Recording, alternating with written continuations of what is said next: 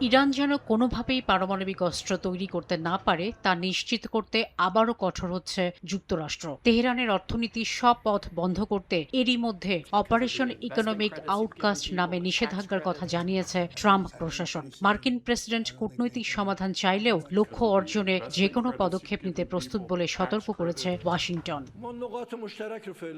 ইরানের president Masoud Pezeshkian আত্মসমর্পণের যেকোনো ধারণাকে দৃঢ়ভাবে প্রত্যাখ্যান করেছেন। তিনি বলেন, ইরানি জনগণের মধ্যে বিভেদ ও অনৈক্য সৃষ্টির জন্য নেওয়া ট্রাম্পের পরিকল্পনা সফল হতে দেয়া হবে না। একই সঙ্গে যুদ্ধ শেষ করা এবং ঐক্য রক্ষা করা সরকারের অগ্রাধিকার বলেও জানান পেজেশকিয়ান।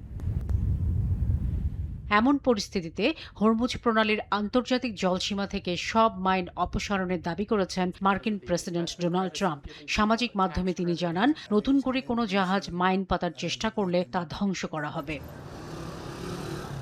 তবে ইরানের উপ-পররাষ্ট্রমন্ত্রী কাজেম ঘারিবাবাদের দাবি, হরমুজ পুরোপুরি তাদের নিয়ন্ত্রণে এবং বন্ধ রয়েছে। তিনি জানান, ওমানের সাথে আলোচনার মাধ্যমে কেবল একটি ৭ মাইল প্রশস্ত অস্থায়ী রুটে জাহাজ চলাচলের সম্মতি দেওয়া হয়েছে।